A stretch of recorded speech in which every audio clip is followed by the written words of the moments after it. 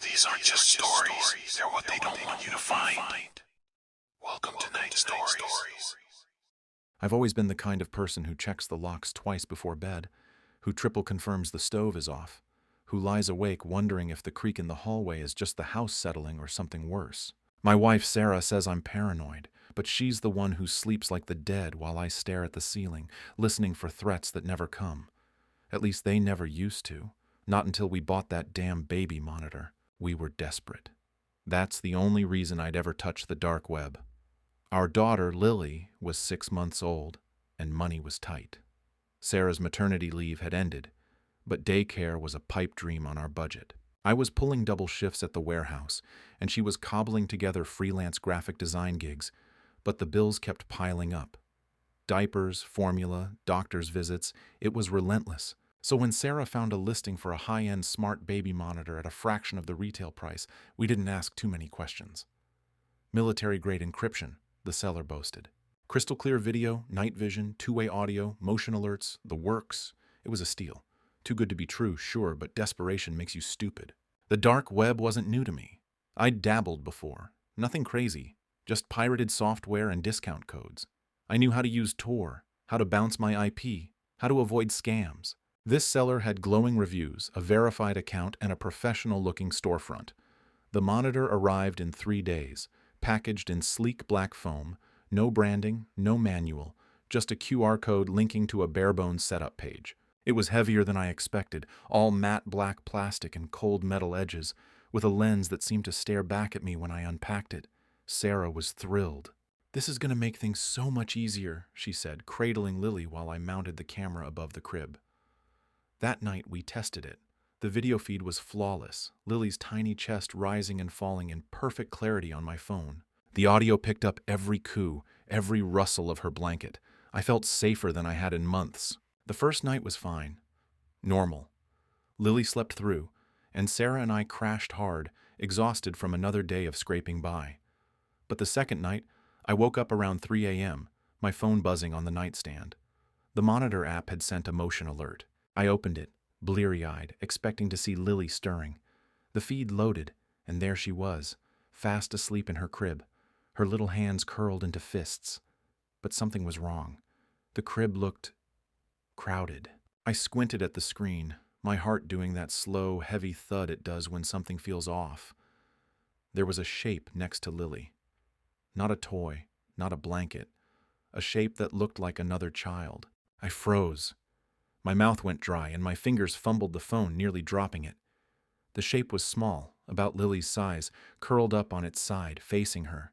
It was too dark to make out details, even with the night vision, but it had a head, shoulders, tiny limbs tucked in tight. I couldn't see a face. I didn't want to. I bolted out of bed, not even grabbing my glasses, and ran to Lily's room. The door was still closed, the house dead quiet.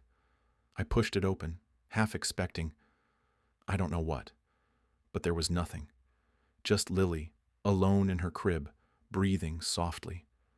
The monitor's red power light glowed faintly in the corner, watching me. I checked the locks, the windows, every corner of the house. Nothing was out of place. Sarah was still asleep when I crawled back into bed, my skin crawling. I opened the app again, scrolling through the recorded footage. The motion alert had triggered at 2:47 a.m., but the clip showed nothing. Just Lily, alone, no movement, no second child. I told myself it was a glitch, a shadow, my tired brain playing tricks. But I didn't sleep the rest of the night. The next day, I didn't tell Sarah. She was already stressed, juggling Lily and a client deadline, and I didn't want to sound like the paranoid husband again. But I couldn't shake it. I spent my lunch break at work digging into the dark web forum where we'd bought the monitor. The seller's page was gone. Not suspended, not inactive. Gone, like it had never existed. The reviews, the storefront, the listing, all vanished. I messaged a couple of users who'd left feedback, but my messages bounced. Dead accounts. I tried reverse image searching the monitor online, but nothing matched. It was like the thing had materialized out of nowhere. That night, I set my phone to ping me for every motion alert, no matter how small. Sarah noticed me checking it obsessively while we ate dinner, boxed mac and cheese, because we couldn't afford better. "You okay?" she asked, bouncing Lily on her knee. I mumbled something about work stress and changed the subject. But when we put Lily down and went to bed, I kept the app open, the screen dimmed, my thumb hovering over the feed. At 2:13 a.m., the alert came. My stomach lurched as I tapped the screen. The feed loaded, and there it was again. The second child. This time it wasn't curled up. It was sitting upright in the crib, its back to the camera, head tilted slightly like it was looking at Lily. Its outline was clearer now. Small, bony shoulders, a too thin neck, hair that looked matted and uneven. It didn't move, didn't breathe, just sat there, perfectly still. Lily was asleep, oblivious, inches away. I grabbed Sarah's shoulder, shaking her awake. "Sarah, get up, now!" She groaned, rubbing her eyes. "What's wrong?" "The monitor." "Look." I shoved the phone in her face. She blinked at the screen, her expression shifting from confusion to horror. "What the hell is that?" she whispered, her voice cracking. I didn't answer. I was already halfway to Lily's room, my bare feet slapping the cold hardwood. Sarah followed, clutching my arm. We burst into the nursery, and again, it was just Lily. No other child, no sign of anything wrong. The air felt thick, heavy, like we'd interrupted something. The monitor's lens glinted in the dark, and for a split second I swore it moved, just a fraction, tracking us. Sarah was shaking, her voice barely a whisper. "What's going on? What was that thing?" I didn't have an answer. I picked up Lily, who stirred but didn't wake, and we brought her into our bed. Neither of us slept. We sat there staring at the monitor feed on my phone, waiting for it to happen again. It didn't. The crib stayed empty, the room silent. But I couldn't shake the feeling that something was still there, just out of frame, waiting. The next morning, Sarah wanted to throw the monitor out. I stopped her. "We need to figure out what's happening," I said. "If it's a hack, we need proof. If it's something else, we need to know." She looked at me like I was crazy, but didn't argue. We moved Lily's crib into our room, right next to our bed, and I taped over the monitor's lens with electrical tape. I thought it would help. Thought it would stop whatever was happening. I was wrong. That night, the alerts started again. 1:56 a.m., 2:32 a.m., 3:14 a.m. Each time I checked the feed expecting nothing. The lens was covered after all. But the screen wasn't black. It showed the nursery, clear as day, as if the tape wasn't there. And each time, the second child was back. It wasn't just sitting anymore. In one clip, it was leaning over Lily, its face inches from hers, too blurry to make out features, but close enough to see its mouth open, like it was whispering. In another, it was standing in the crib, its head turned toward the camera, eyes reflecting the night vision's glow like two pale coins. The worst was the last clip, at 3:14 a.m. It was lying next to Lily, its limbs tangled with hers, its head pressed against her chest. I could see its ribs through its skin, sharp and unnatural, like they were about to break through.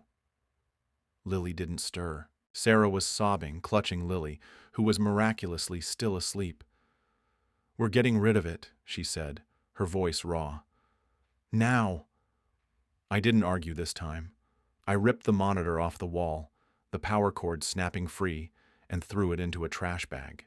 But when I took it outside to the bin, I hesitated. Something about trashing it felt wrong, like it would make things worse. Instead, I locked it in the garage, buried under a pile of old blankets. That should have been the end of it. But the next night, my phone buzzed again.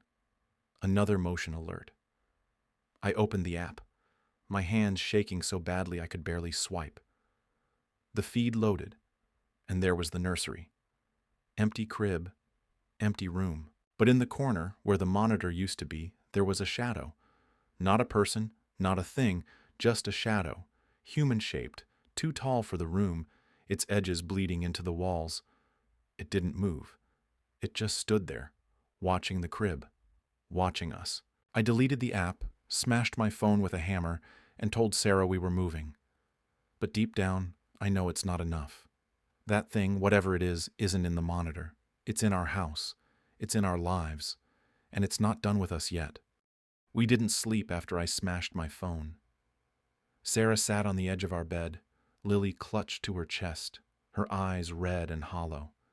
I paced the room, the hammer still in my hand, its weight grounding me against the panic clawing at my insides. The house was too quiet, the kind of quiet that feels like it's hiding something. Every creak of the floorboards, every hum of the fridge downstairs made me flinch. I kept picturing that shadow from the monitor feed.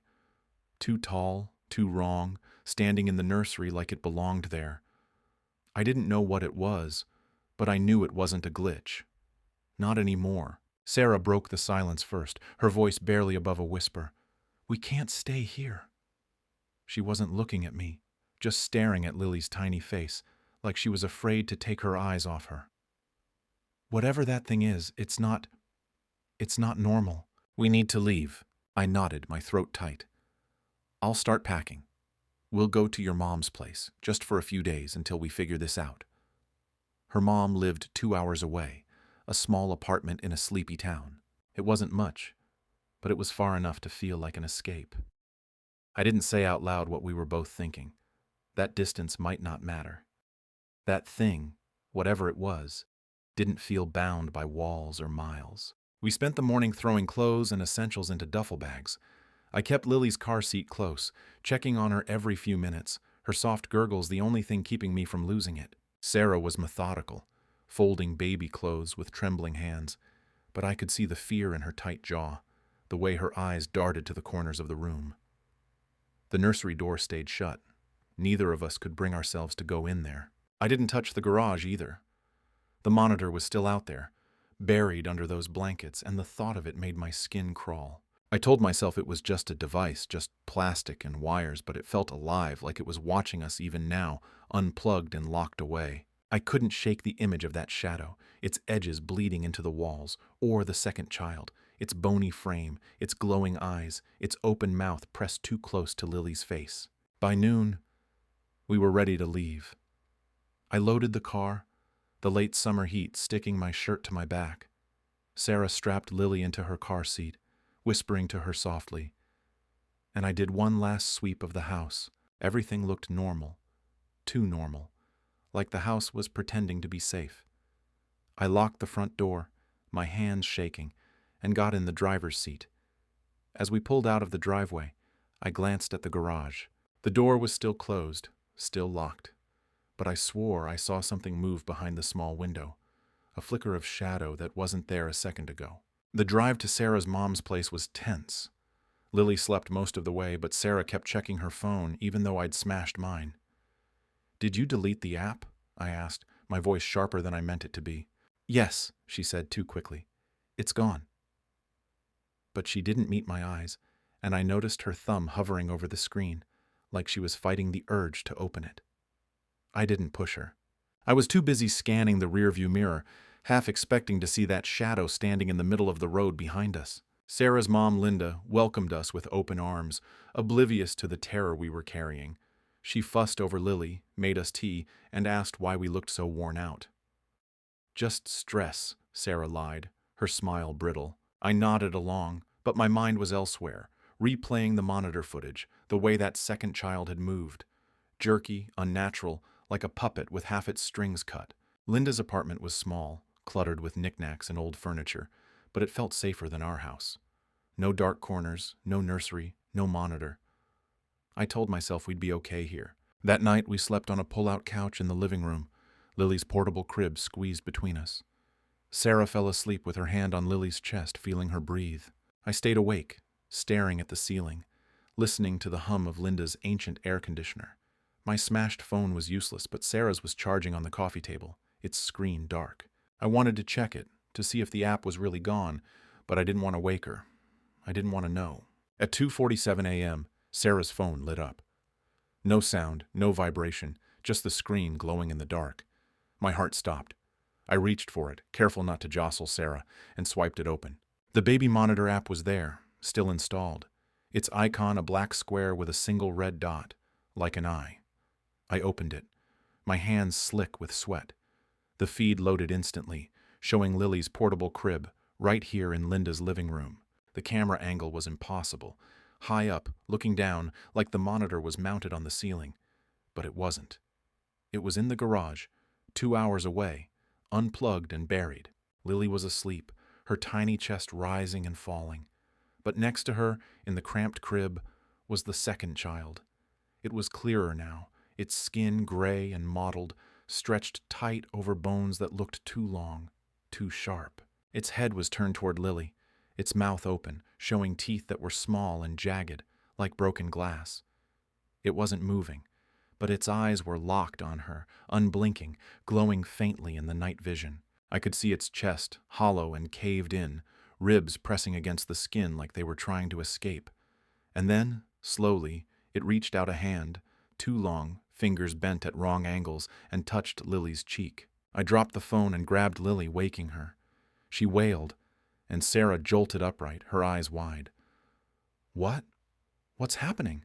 she gasped, reaching for her. I couldn't speak, just pointed at the phone. She picked it up, saw the feed, and screamed, a raw, guttural sound that woke Linda. The screen went black the moment she looked at it, the app crashing. Lily was fine, untouched, her cheeks soft and warm, no sign of anything wrong. But Sarah was shaking, tears streaming down her face, and I could barely breathe. Linda burst into the room, her hair in curlers, demanding to know what was going on. We didn't tell her the truth. How could we? We said it was a nightmare, that we were just stressed. She didn't buy it, but she didn't push.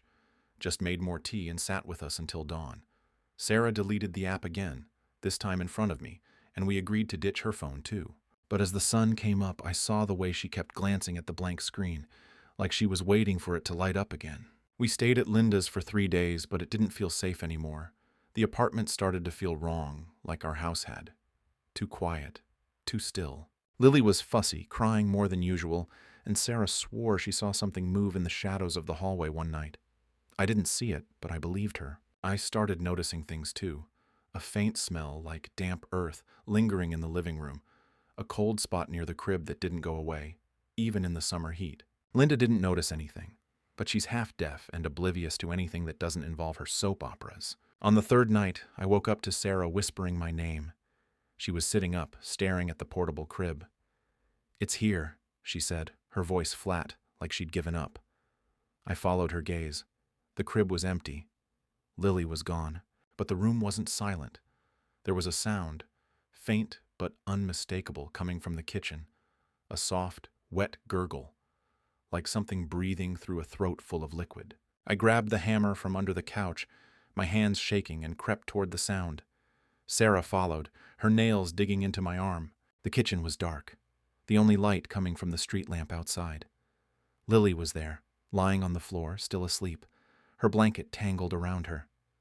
Above her, crouched on the linoleum, was the second child. Its head was tilted back, mouth open, throat pulsing as it made that gurgling sound. Its eyes were on me now, glowing, unblinking, and I saw something move inside its mouth. Something alive, writhing, like a tongue, but wrong. It didn't move as I approached, just watched, its bony fingers twitching at its sides. I swung the hammer, screaming, but it was gone before the blow landed, vanishing like smoke. Lily woke, crying, and Sarah scooped her up, sobbing. The kitchen was empty, but the smell of damp earth was stronger now, clinging to everything.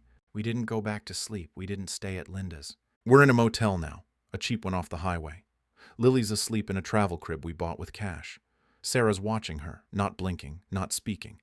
My new phone, a burner, is off, but I know it won't matter. That thing isn't in the monitor, or the app, or the house. It's with us, and it's not done. The motel room smells like stale cigarettes and mildew, the kind of place where the walls have stories they'd rather not tell.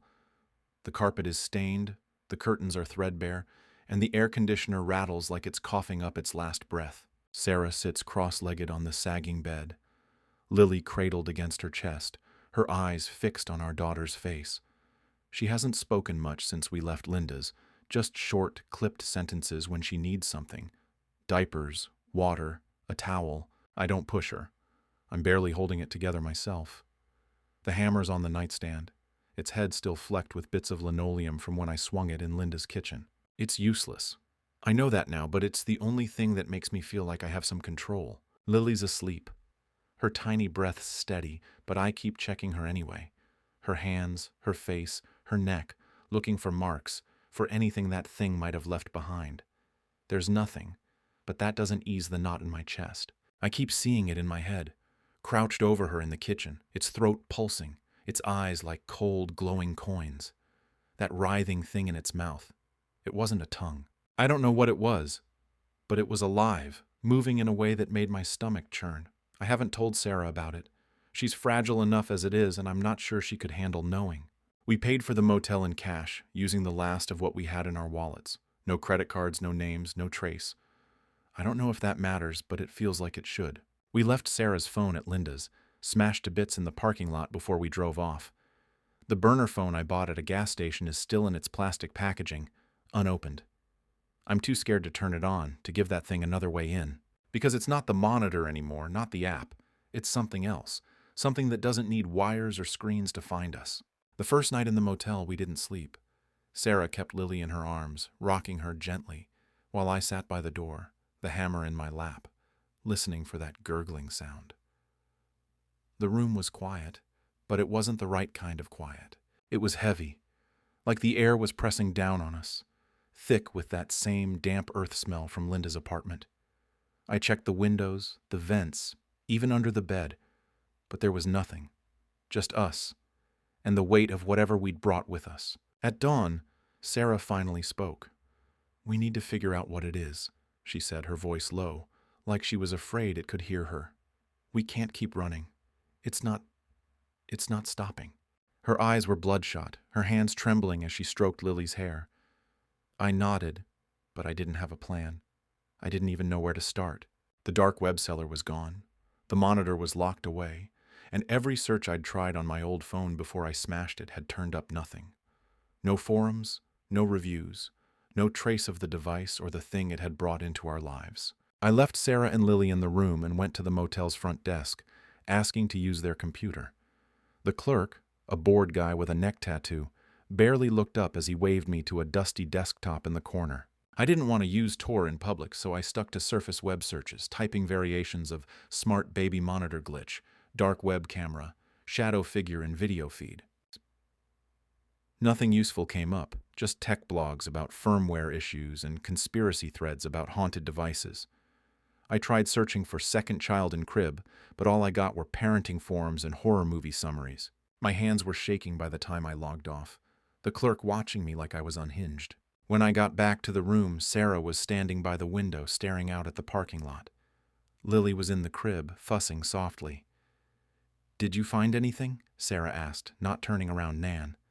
I shook my head. Nothing. It's like it never existed. I sat on the bed, my head in my hands. "We can't stay here forever," I said. "But where do we go? It's following us, Sarah. You saw it." She turned to me, her face pale, her lips tight. "Then we find out what it wants, or how to stop it." There was a fire in her voice I hadn't heard in days, a spark of the woman she'd been before this nightmare started. It gave me something to hold on to, a sliver of hope that we could fight this. That afternoon, I drove to a library in the next town over, using their Wi-Fi on a borrowed laptop. I went deeper this time, back into the dark web, using a VPN and every trick I knew to stay anonymous. I wasn't looking for the cellar anymore. I knew that was a dead end.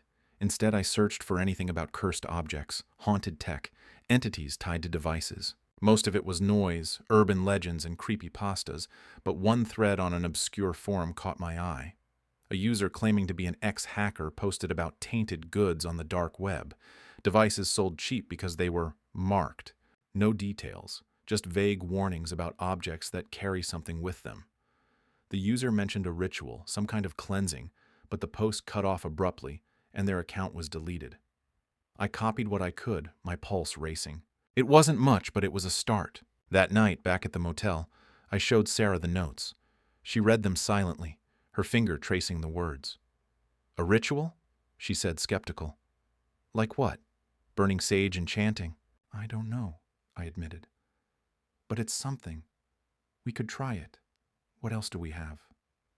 She didn't answer, just looked at Lily, who was chewing on a teething ring, oblivious to the hell we were in. The room felt colder than it should. The damp earth smell stronger now, seeping from the walls. I checked the vents again, the bathroom, the closet. Nothing. But when I looked at the travel crib, I saw it, a faint smudge on the plastic frame, like a handprint, too small to be mine or Sarah's. It was gray, mottled, like the skin I'd seen in the monitor feed. I wiped it away with my sleeve, my heart pounding, but when I looked again, it was back, clearer, the fingers too long, bent at wrong angles. Sarah saw it too. She grabbed Lily and backed toward the door. "We're leaving," she said, her voice shaking. "Now." We checked out at midnight, the clerk grumbling about the late hour. I didn't care. I threw our bags in the car and drove, no destination, just away. Sarah held Lily in the back seat, whispering to her, her eyes darting to the mirrors. I kept driving, the highway stretching into the dark, the headlights cutting through the night. But the smell followed us, faint but undeniable, clinging to the car's upholstery. I didn't say it out loud, but I knew Sarah felt it too. It wasn't the motel, it wasn't Linda's apartment, it was us. We stopped at a 24-hour diner at 3 a.m., too wired to sleep. Sarah ordered coffee, her hands wrapped around the mug like it was a lifeline. Lily was in her car seat, asleep but restless, her tiny fists twitching. I couldn't eat, couldn't think past the image of that handprint, those glowing eyes, that writhing thing in its mouth. "What if it's not just following us?" I said, my voice low. "What if it's attached to something? Not the monitor, but something else?" Sarah's eyes flicked to Lily, then back to me. Like what? I didn't have an answer, but my mind went to the crib, the car seat, Lily's blanket. Things we'd brought with us, things we couldn't leave behind. I thought of the ritual from the forum, the vague mention of cleansing. I didn't believe in that stuff, not really, but I was out of options. "We need to try it," I said. "Whatever it is. We can't keep running." Sarah nodded, her jaw tight. "Okay, but where and how?" I didn't know. But as we sat there, the diner's fluorescent lights buzzing overhead, I saw something move in the reflection of the window. Not outside, but inside, behind us. A shadow, too tall, its edges bleeding into the booth. It didn't move, just stood there, watching. I grabbed Sarah's arm, my heart in my throat, but when I turned there was nothing. Just an empty diner, a tired waitress, and the smell of damp earth, stronger now, filling my lungs. The diner's fluorescent lights flickered as I gripped Sarah's arm, my eyes darting around the empty room. The shadow was gone, but the damp earth smell lingered, thick and suffocating, like it had burrowed into my sinuses. Sarah's coffee sat untouched, steam curling from the mug, her hands trembling as she held Lily's car seat closer. The waitress, a middle-aged woman with a tired slump, didn't seem to notice anything wrong. She was wiping down the counter, humming to herself, oblivious to the way the air felt wrong, heavy, like it was pressing against my chest. "We can't stay here," I whispered, my voice barely audible over the hum of the diner's fridge. Sarah didn't argue. She grabbed the car seat, and we left cash on the table, not waiting for change. The bell above the door jangled as we stepped into the pre-dawn chill, the highway stretching dark and endless in both directions. I scanned the parking lot, half expecting to see that shadow waiting by the car. But there was nothing, just gravel and a flickering street lamp. Still, my skin prickled as I unlocked the doors, the smell following us like a ghost. We drove again, no destination, just movement. The burner phone stayed unopened in its packaging, tossed into the glove compartment. Sarah held Lily in the back, her eyes fixed on our daughter's face, searching for something, anything, that wasn't right. Lily was quiet, her tiny hands twitching in her sleep. But she seemed fine. I kept checking the rearview mirror, not for cars, but for that shadow, those glowing eyes, that thing that wasn't a child. The road was empty, but I couldn't shake the feeling we weren't alone. By sunrise, we were in another town, a nowhere place with a gas station, a strip mall, and a church that looked like it hadn't seen a congregation in years. I pulled into a motel parking lot, this one even shabbier than the last, its neon sign half burned out. Sarah didn't want to stop, but we were running on fumes, gas, money, and sanity. "Just for a few hours," I said. "We need to rest, figure out what's next." She nodded, her face pale, her lips pressed into a thin line. The motel room was worse than the last. Peeling wallpaper, a mattress that sagged in the middle, and a bathroom sink stained with rust. But it was cheap, and the clerk didn't ask questions. We set up Lily's travel crib in the corner, and Sarah sat beside it, her hand resting on the edge like she could shield Lily with her touch. I pulled out the notes I'd copied from the dark web forum, the ones about the cleansing ritual. They were vague. Something about salt, fire, and words you had to say in a specific order. But it was all we had. "We need to try this," I said, spreading the papers on the bed. "Tonight." Sarah looked at me, her eyes hollow. "What if it makes it worse?" she asked, her voice cracking. "What if we call it somehow?" I didn't have an answer. The truth was, I was terrified, more than I'd ever been in my life. But doing nothing felt worse, like letting that thing tighten its grip. "We have to try," I said. "For Lily." She nodded, but her hands were shaking as she tucked Lily's blanket around her. I went to the gas station across the street, buying salt, matches, and a cheap candle, the kind you'd find in a dollar store. The cashier, an old man with a lazy eye, watched me like I was planning to rob the place. But I didn't care.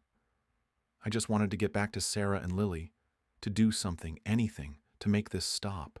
Back in the room, we waited until nightfall. The ritual instructions were vague, but they mentioned a circle of salt, a flame, and words to sever the bond. I poured a shaky line of salt around Lily's crib, the grains scattering on the worn carpet. Sarah lit the candle, its weak flame flickering in the dim room. The words were in a language I didn't recognize, scribbled in my handwriting from the forum post. They looked like gibberish, but I read them aloud, my voice stumbling over the syllables, the air growing colder with every word. Sarah held Lily, her eyes darting to the shadows, her breath hitching. When I finished, nothing happened.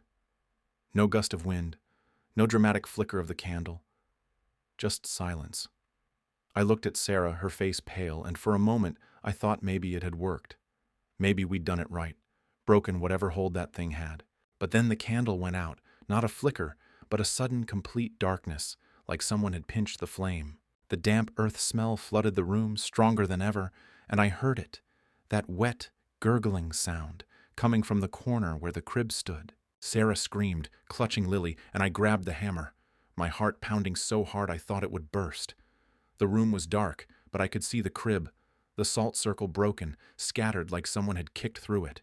And there, standing in the corner, was the second child. Its gray, mottled skin glistened in the faint light from the window, its two long limbs bent at unnatural angles. Its head was tilted back, mouth open, that writhing thing inside pulsing, squirming, like it was trying to crawl out. Its eyes locked on mine, glowing, unblinking, and I felt a coldness seep into me, like it was pulling something out of my chest. I swung the hammer, but it was like swinging through fog. The thing was gone, the air rippling where it had been. Lily was crying now, her wails piercing the silence, and Sarah was sobbing, checking her for marks, for anything. There was nothing, but the smell lingered, and the room felt wrong, like it had been tainted. The salt was scattered, the candle melted into a puddle of wax, and the papers with the ritual were gone, like they'd never existed. "We did it wrong," Sarah whispered, her voice raw, "or it didn't want it to work." I didn't know what to say. I felt like I was drowning, like the thing was toying with us, letting us think we had a chance. I pulled Sarah and Lily close, my arms shaking, and we sat there, huddled on the bed, until the sun came up. The room looked normal in the daylight, but the smell was still there, faint but undeniable, and the carpet around the crib was damp, like something had been standing there, dripping. We left the motel at dawn, no plan, no destination, just the need to keep moving. But as we drove, I noticed something in the rearview mirror. Not a shadow, not the thing, but Lily's blanket, the one we'd had since she was born. It was draped over her car seat, but there was a stain on it, small and gray, like the handprint from Linda's. I didn't say anything to Sarah, didn't want to scare her more, but my stomach twisted. I thought of the ritual, the idea of a bond. What if it wasn't the monitor? What if it was something closer, something we'd carried with us all along? We stopped at a rest area to change Lily's diaper, the parking lot empty except for a few trucks. Sarah was in the back seat, cooing to Lily when she froze. "What's this?" she said, her voice sharp. She held up the blanket, the stain clearer now, a handprint, too small, fingers too long, the same mottled gray as the thing's skin. But there was something else, something worse. Under the blanket, tucked into the car seat, was a tiny, jagged tooth, like the ones I'd seen in that thing's mouth. It wasn't Lily's. She's too young for teeth. Sarah dropped it like it burned her, her eyes wide with terror. I grabbed it with a napkin, my hands shaking, and threw it into the trash can outside. But as I walked back to the car, I heard it again. That gurgling sound, faint but close, coming from somewhere under the seats. I tore through the car, ripping out bags, checking every corner, but there was nothing. Just the smell, stronger now, and the feeling that we were running out of time. We're back on the road now. Lily asleep. Sarah silent. The blanket's in the trunk, but I know it's not enough. That thing isn't just following us. It's part of us, tied to something we can't see, something we can't escape. I don't know what it wants, but I know it's not done. And every mile we drive, every motel we hide in, it's getting closer. The highway stretches out like a wound in the earth, endless and raw, the white lines blurring under the tires as I grip the steering wheel. Sarah's in the back with Lily, her silence heavier than the damp earth smell that clings to everything now. Our clothes, our skin, the air itself. The blanket's still in the trunk, sealed in a plastic bag I found under the seat, but I can feel it back there, like it's pulsing, alive. That tooth, the one we found in Lily's car seat, keeps flashing in my mind, jagged, too small, too sharp, like it was torn from something that shouldn't exist. I keep telling myself it's gone, tossed in that rest area trash can. But I know better. Nothing about this thing stays gone. Lily's fussing more now, her cries sharp and sudden, like she's sensing something we can't. Sarah tries to soothe her, humming a lullaby, but her voice cracks and I can see her hands shaking in the rearview mirror. We haven't slept in days, not really. Just snatches of unconsciousness between the fear and the running. My eyes burn. My head throbs. And every shadow on the road looks like that thing, waiting to step into the headlights. We've been driving for hours, aimless, when Sarah speaks, her voice low and brittle. We need to go back.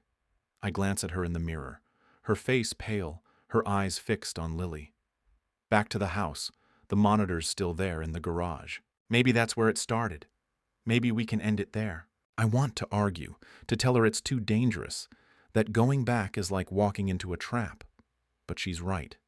We're not outrunning this thing. It's in the car with us, in the blanket, in the air we breathe. The ritual didn't work, the running hasn't worked, and every stop feels like we're giving it more ground. Okay, I say, my throat tight. We'll go back. But we do it careful. We don't touch the monitor, don't open the app, nothing. We burn it, destroy it, whatever it takes. She nods, but there's no relief in her eyes. Just a grim determination. I turn the car around at the next exit, the GPS recalculating as we head back toward the house we swore we'd never return to. The drive feels shorter than it should, like the road itself is pulling us back, eager to deliver us to whatever's waiting. The sun is low, painting the sky a sickly orange, and the smell grows stronger with every mile, seeping through the vents, thick and wet, like a grave freshly dug. We pull into our driveway just as the last light fades. The house looks wrong in the dusk, too still, the windows dark, like it's been waiting for us. The garage door looms, its chipped paint and rusted hinges suddenly menacing. I tell Sarah to stay in the car with Lily, but she shakes her head. We do this together, she says, her voice steady despite the fear in her eyes. She straps Lily into a carrier against her chest and we step out, the air heavy with that damp earth stench. The garage is cold, colder than it should be, even for a late summer night. The pile of blankets where I buried the monitor is undisturbed, but the air feels charged, like a storm's about to break. I grab a crowbar from the toolbox, my hands slick with sweat, and start pulling the blankets away. The monitor's there, its matte black surface gleaming faintly, the lens still covered with electrical tape. But as I lift it, the tape peels away on its own, slow and deliberate, like a snake shedding skin. The lens stares up at me, and I swear it moves. Just a fraction, focusing on my face. Sarah gasps, clutching Lily tighter. Burn it, she says, her voice shaking. Now. I grab a can of lighter fluid from a shelf, dousing the monitor until it's dripping. The smell of the fluid mixes with the damp earth, making my stomach churn. I strike a match, the flame small but steady, and toss it onto the monitor. It ignites with a whoosh, the fire unnaturally blue, licking up the sides of the plastic. The lens cracks, a sharp, piercing sound, And for a moment, I think it's working, that we're winning. Then the fire shifts. It doesn't die down. It grows, spreading to the blankets, the shelves, faster than it should. The air fills with smoke, thick and acrid, and that gurgling sound starts, loud and wet, coming from everywhere and nowhere. I grab Sarah's arm, pulling her toward the door, but she freezes, staring at the flames. In the fire, there's a shape. Not the monitor, not the blankets, but something else. It's the second child, its gray mottled skin untouched by the heat, its two long limbs twisting as it rises from the blaze. Its mouth opens, wider than it should, and that writhing thing inside spills out, a mass of slick, squirming tendrils, each one tipped with a tiny, jagged tooth. I scream, swinging the crowbar, but it passes through the thing like it's made of smoke. The fire roars higher, the garage filling with heat and that unbearable smell. Sarah's crying, Lily's wailing, and I drag them both out, slamming the door behind us. We stumble into the driveway, coughing, the night air cold against our skin. The garage is glowing now, the fire spreading, but the house is silent, like it's watching, waiting. We get in the car, but before I can start it, Sarah grabs my arm. "The blanket," she says, her voice raw. "It's still in the trunk." I don't want to look, don't want to know, but I pop the trunk and climb out. The plastic bag is there, tied shut, but it's moving, bulging, like something inside is trying to get out. I grab it, my hands shaking, and throw it toward the garage, where the fire's now licking at the door. It lands in the grass, and for a moment, nothing happens. Then the bag splits open, and the blanket unravels, revealing a mass of those same squirming tendrils, writhing in the dirt, each one glistening with that gray, mottled skin. I slam the trunk and jump back in the car, peeling out of the driveway as the garage windows shatter behind us. Sarah's sobbing, Lily's screaming, and I'm driving blind, the road blurring through my tears. The smell's still with us, stronger now, and I can hear that gurgling sound, faint but growing, coming from the back seat. I don't look. I can't, but Sarah does. And her scream is like nothing I've ever heard, raw and primal, cutting through the night. "It's in her hair," she chokes out, her hands fumbling with Lily's carrier. I pull over, the car skidding on gravel, and turn to see it. A single tendril, thin and slick, tangled in Lily's soft curls. It's moving, curling around her scalp, its tiny tooth glinting in the dashboard light. Sarah tries to pull it off, but it tightens, and Lily wails, her face red with pain. I grab it with my bare hand, the texture like wet bone, cold and slimy, and yank it free, ignoring the sting as it grazes my skin. I throw it out the window, my hand burning, and slam the gas, the car lurching forward. We don't stop until we're miles away, parked in an empty lot behind a shuttered factory. Sarah's checking Lily over and over, her hands frantic, but there's no mark, no blood, just our daughter, crying but unharmed. The smell's still there, though, and the gurgling hasn't stopped. Faint now, like it's biding its time. My hand throbs where I touch the tendril, the skin red and raw, with a faint gray smudge that won't wipe off.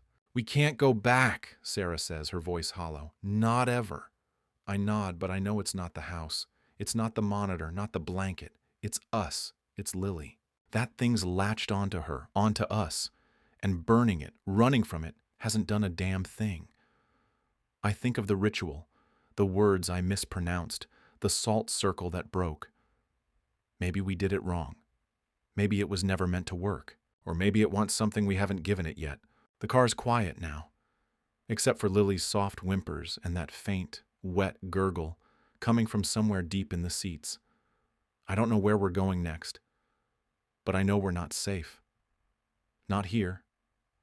Not anywhere. And as I start the engine, I see it in the rearview mirror. Not a shadow, not the thing, but my own hand, the gray smudge spreading, the skin starting to crack like something's trying to break through from inside.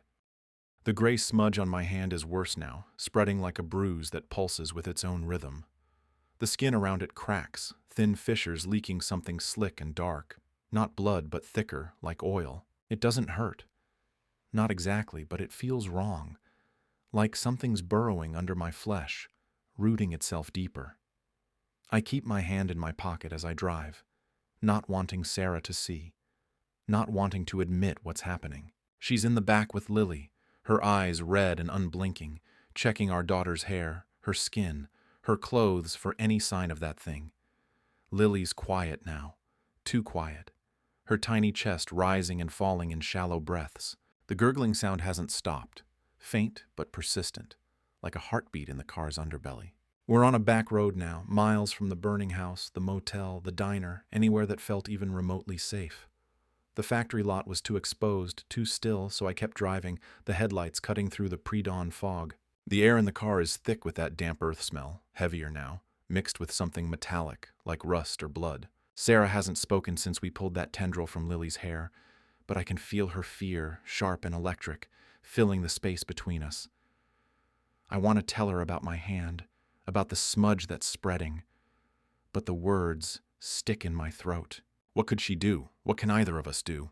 The road twists through empty fields, the kind of place where no one lives, where the world feels forgotten. I'm running on instinct, no plan, just the need to keep moving. But every mile feels like a loop, like we're circling back to something we can't escape. The burner phone's still in the glove compartment, unopened, but I keep glancing at it, half expecting it to light up, to show that cursed app reinstalling itself. I think of the monitor, burning in the garage, its lens cracking in the flames. Did we destroy it? Or did we just make it angry? Sarah breaks the silence, her voice low and strained. We need help. She's rocking Lily gently, her fingers brushing our daughter's cheek. We can't do this alone. Someone has to know something about the monitor, about whatever that thing is. Her eyes meet mine in the rearview mirror, and I see something new in them. Not just fear, but desperation, a need to believe there's a way out. Who? I ask, my voice rough. The police? A priest? No one's going to believe us, Sarah. They'll think we're crazy, or worse, they'll take Lily away.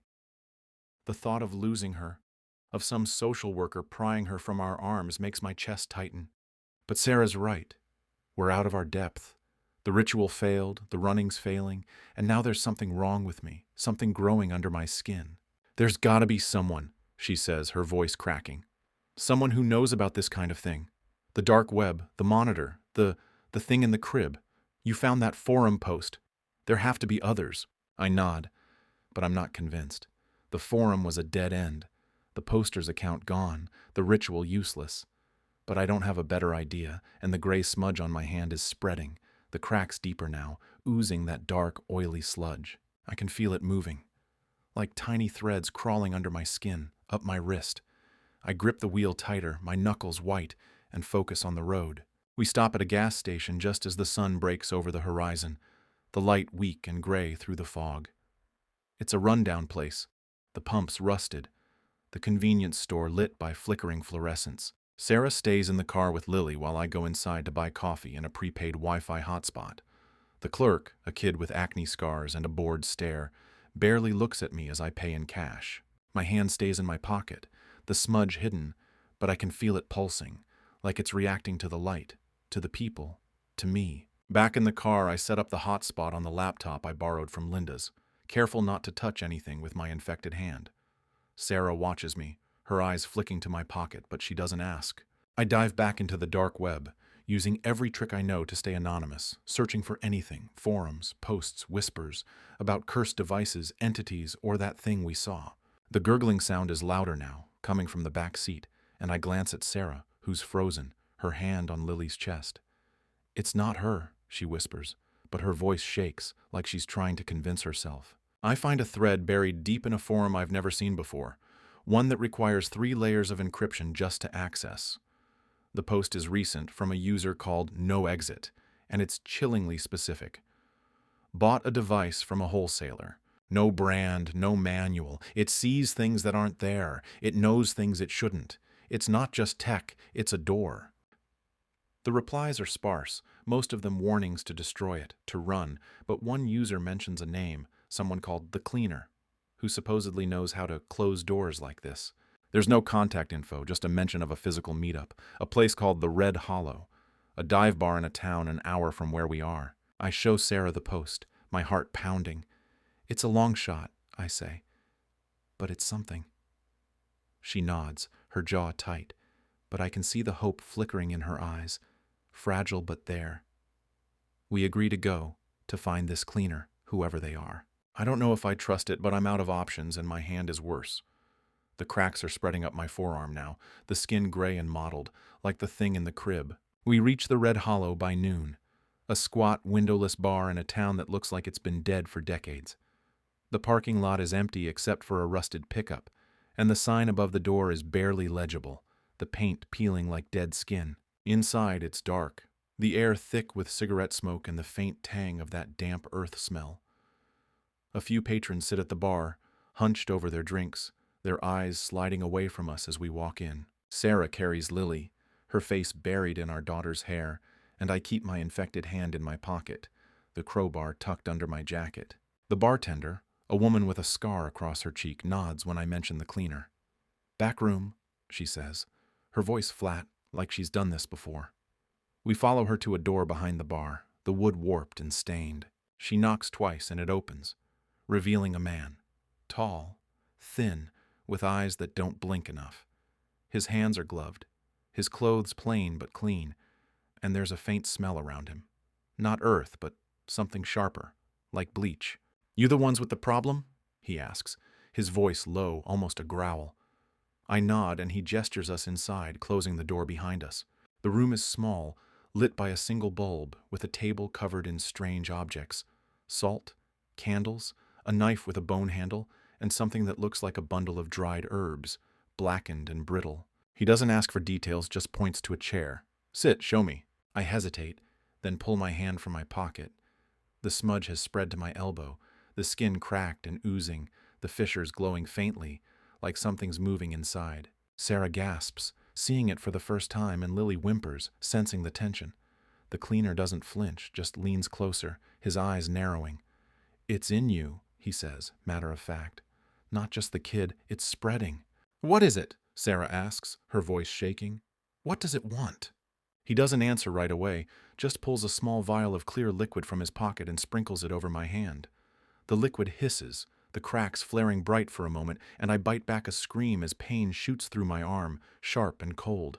"It's not a thing," he says finally. "It's a presence." The device was just a way in. You opened a door and it walked through. "How do we close it?" I ask, my voice hoarse. He looks at me, his eyes cold, and I know the answer won't be simple. He points to Lily, then to my hand. "It's bound to you now, to her, to something you carry. You want it gone, you have to give it what it wants." "And what's that?" Sarah whispers, clutching Lily tighter. The cleaner's eyes don't leave mine. "Something it can keep." The gurgling sound fills the room, loud now, coming from everywhere. The walls, the floor, my own chest.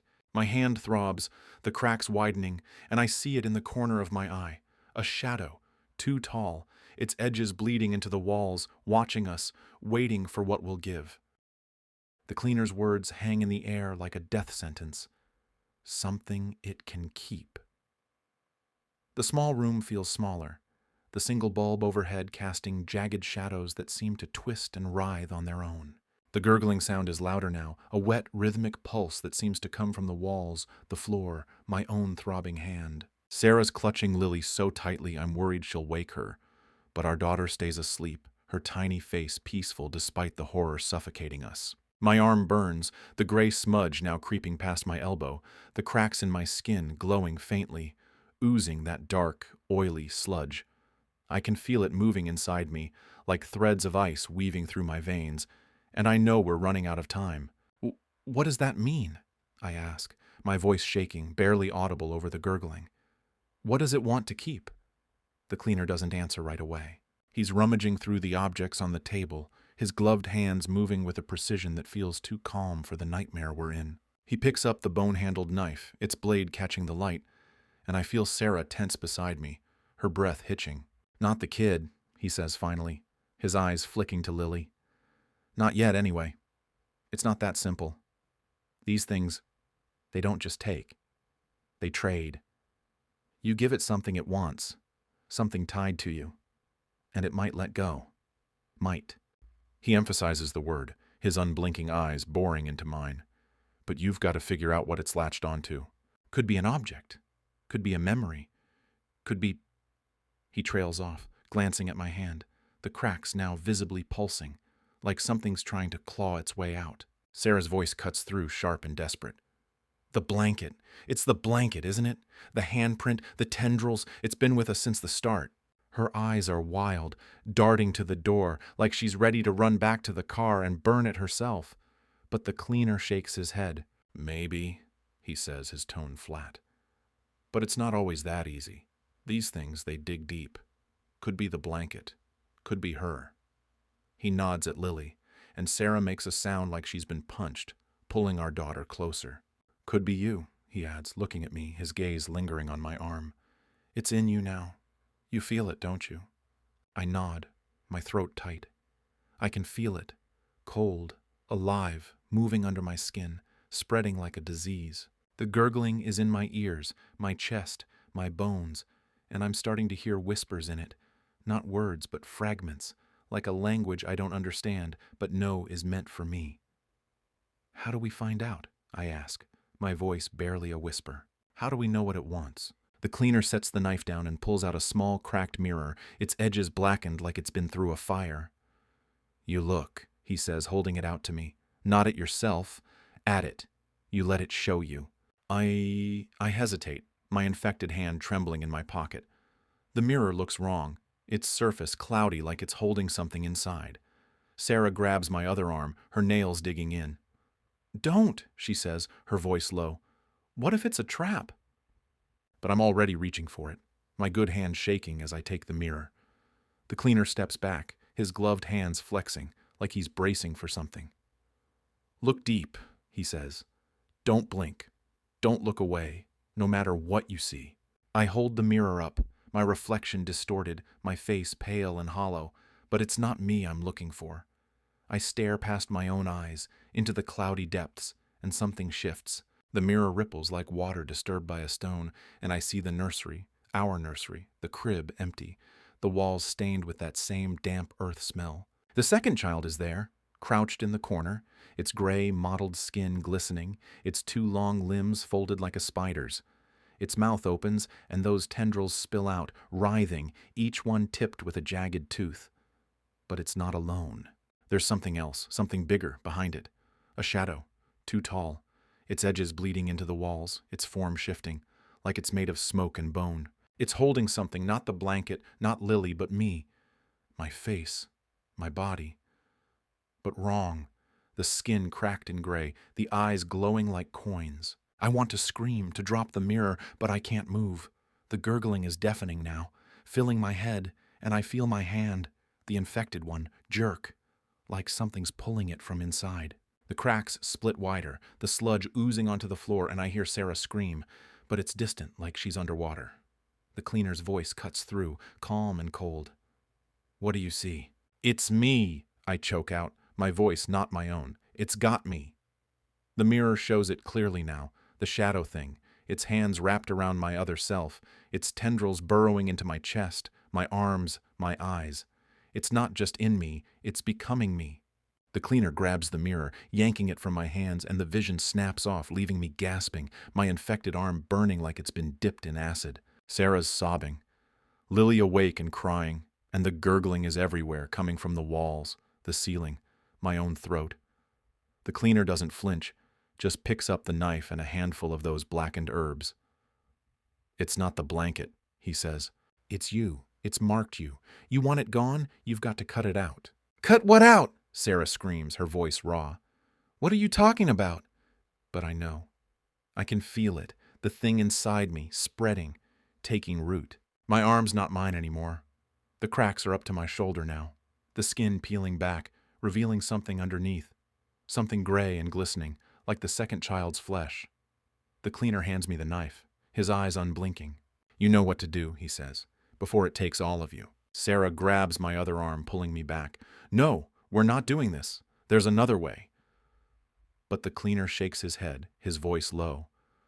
There's no other way. It's got him. If you don't cut it out, it'll take him, then her. He nods at Lily, and Sarah's face crumples, her hands trembling as she holds our daughter. I look at the knife, its blade glinting under the bulb, and my infected arm pulses, the cracks glowing brighter, the sludge pooling at my feet.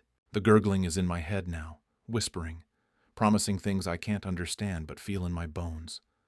Power, freedom, an end to the fear. But I look at Lily, at Sarah, and I know I can't let it win. I grip the knife, my good hand shaking, and press it to my arm just above the cracks. The skin feels wrong, cold and rubbery, like it's not mine anymore. Sarah's screaming, begging me to stop, but I can't. I cut, the blade slicing deep, and the pain is like nothing I've ever felt. Sharp, white-hot, but also distant, like it's happening to someone else. The sludge pours out, thick and black, and the gurgling turns into a shriek, high and piercing, shaking the walls. The cleaner's chanting something, words I don't understand, scattering the herbs over the floor. The room spins, the bulb flickering, and I see it. The second child, standing in the corner, its mouth open, tendrils thrashing, its eyes locked on mine. The shadows behind it, taller now, its hands reaching for me, for Lily, for Sarah. I cut deeper, the knife hitting bone, and the shriek becomes a roar, the air splitting, the room shaking. Sarah's holding Lily, backing toward the door, and the cleaner's chanting louder, his voice steady despite the chaos. My arm's a ruin, the cracks splitting open, revealing not muscle but something else. Something alive, squirming, like the tendrils in the thing's mouth. I drop the knife, my vision blurring, and fall to my knees, the sludge pooling around me, the gurgling fading but not gone. The cleaner grabs my arm, wrapping it in a cloth that smells of bleach and ash, and the pain dulls, the cracks no longer glowing. The second child is gone, the shadow gone. The room's silent except for Sarah's sobs and Lily's cries. But I know it's not over. My arm's still wrong, the skin gray and mottled, and the gurgling still there, faint, inside me. The cleaner looks at me, his eyes cold. "You bought time," he says. "Not freedom. It's still here. It's waiting."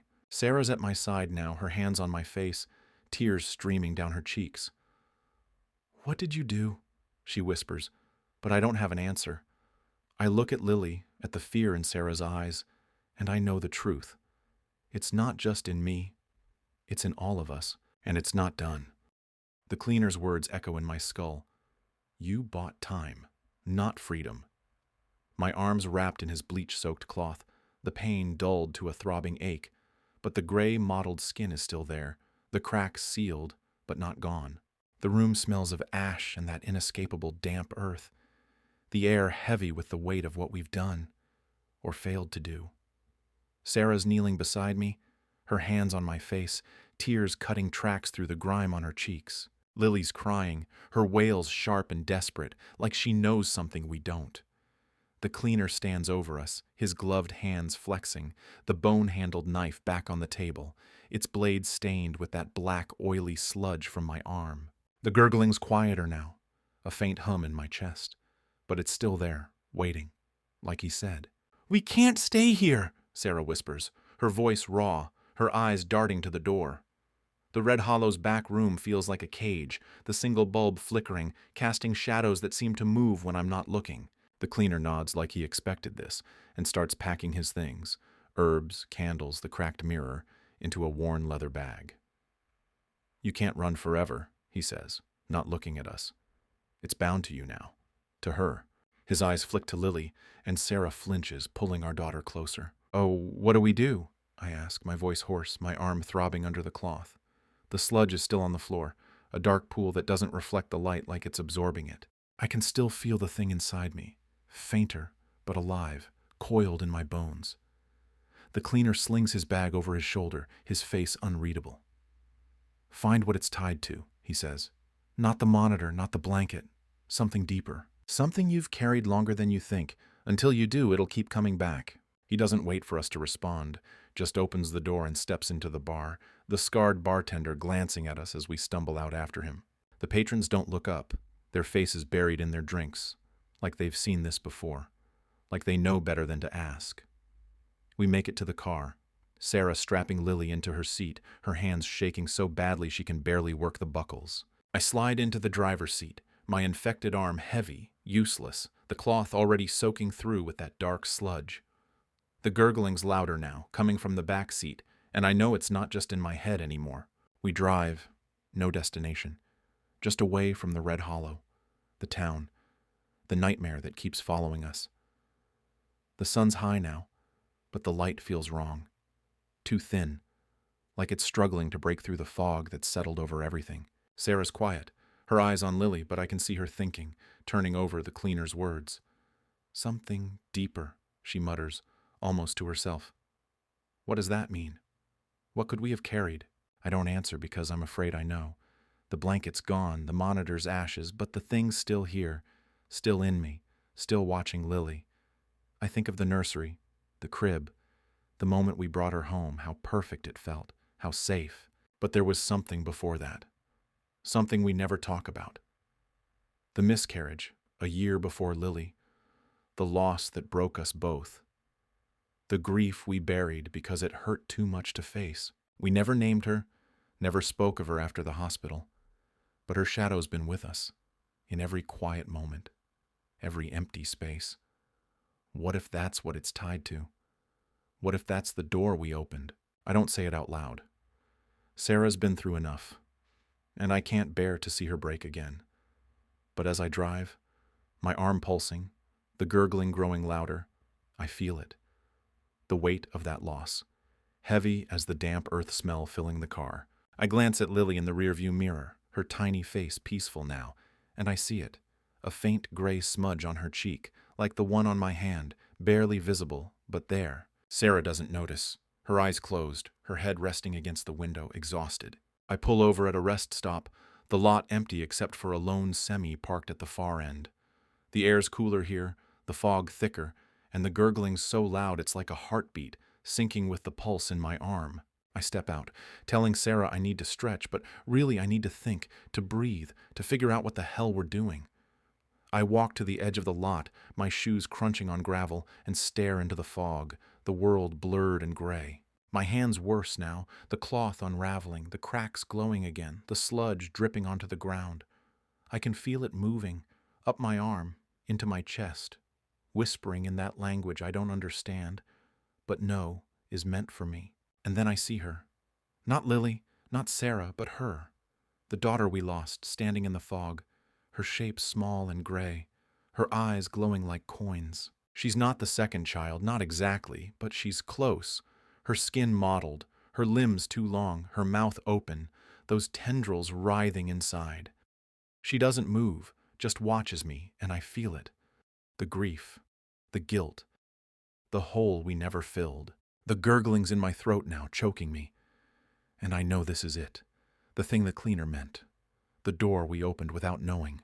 I stumble back to the car, my vision swimming, and Sarah's awake, her eyes wide with panic. What's wrong? She asks, seeing my face, my hand, the sludge now dripping onto my shirt. I can't speak, can't tell her what I saw. But she looks at Lily and screams, a sound that rips through me. The smudge on Lily's cheek is clearer now, a handprint, too small, fingers too long, and it's moving, spreading, like it's claiming her. I grab the crowbar from the floorboard, my infected hand screaming with pain, and I know what I have to do. Not to Lily, never to Lily, but to me. The things in me, tied to me, to the grief I carried, the loss I never faced. I stagger out of the car, Sarah screaming my name, and I raise the crowbar, aiming for my arm, for the cracks, for the thing inside. But before I can swing, the fog shifts, and she's there again. Our lost daughter, her eyes on me, her mouth open, tendrils spilling out, reaching for me. I freeze, the crowbar slipping from my hand, and the gurgling becomes a voice, soft and cold, speaking words I understand now. Give me back. It's not Lily it wants. It's her, the one we lost, the one we buried in silence. I fall to my knees, the sludge pouring from my arm, my chest, my eyes, and I feel it leaving me, taking the grief, the guilt, the weight. The fog swallows her, the gurgling fades, and the world goes quiet. When I come to, Sarah's beside me, her hands on my face, Lily crying in the car. My arm's still gray, still cracked, but the sludge is gone. The pain dulled. The smudge on Lily's cheek is gone too. her skin clean, her cries softer now. Sarah's sobbing, asking what happened, but I can't explain, not yet. The fog's lifting, the air lighter, but the damp earth smell lingers, faint, like a warning. We drive away. The rest stop fading in the rearview mirror. I don't know if it's over, if giving it her, our grief, our loss, was enough. The cleaner said we bought time, not freedom, and I feel it. The faint pulse in my arm, the whisper of something waiting. Sarah holds Lily, her eyes on me, and I know she feels it too. We're together. We're alive. But we're not free. Not yet. Maybe not ever. The road stretches on and I keep driving, my cracked hand on the wheel, the gurgling gone but not forgotten. Somewhere, in the fog, in the dark, it's still there, watching, waiting for the next door to open. Thank you for listening. Hope I didn't scare you too much. If you like my stories, please consider giving me a like and subscribe. See you next time.